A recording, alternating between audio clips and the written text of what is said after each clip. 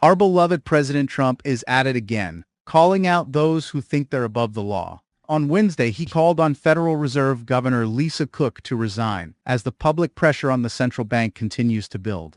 Cook must resign now, Trump wrote on Truth Social. He included a link to a Bloomberg report about a letter sent by Federal Housing Finance Agency head Bill Pulte urging Attorney General Pam Bondi to investigate Cook over a pair of mortgages.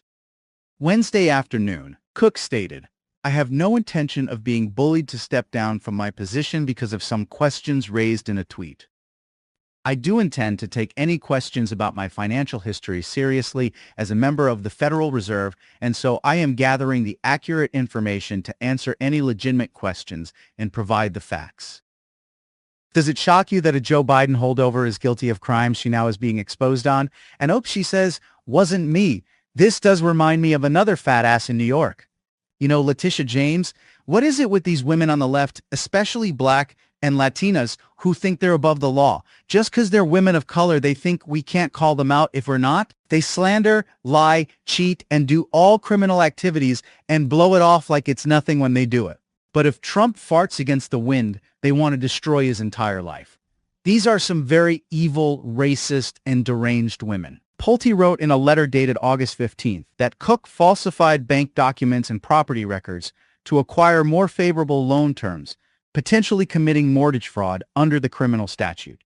Late Wednesday morning, the Wall Street Journal reported that Trump has told aides he is considering attempting to fire Cook. The president's call for Cook to resign comes as public pressure on the Fed continues amid ongoing changes on the Fed's Board of Governors. Last week, Trump nominated Council of Economic Advisors Chair Stephen Miran to the Fed board to fill a seat left empty by Adriana Kugler, who stepped down from the board on August 8th.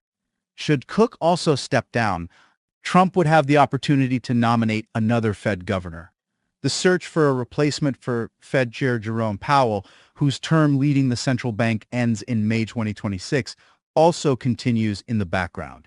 Trump said last week that the field of possible replacements for Powell was down to 3 or 4 candidates. Trump has repeatedly called on Powell to cut rates more aggressively, coining the nickname "too late" for the Fed chair.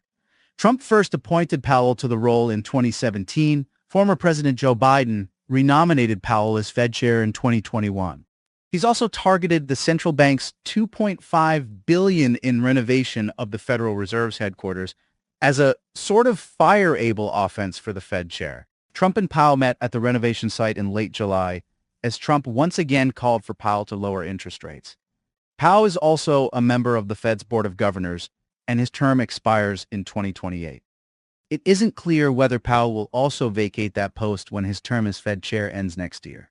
Reporting from CNBC, however, suggested up to 11 names are under consideration for Powell's role, including Jefferies chief market strategist David Zervos, who told CNBC on Wednesday that the Fed has never been independent. The mounting discussion around Fed independence and political pressure currently being levied at the central bank comes ahead of the annual Jackson Hole Economic Symposium, which is set to feature Powell's key policy speech of the year on Friday morning. We will keep you updated as more on this comes to light. Hold on to your helmets, friends. This will be a bumpy ride the rest of the year. So far, 2025 has been a lot of fun from our point of view. AI, pure, solid news.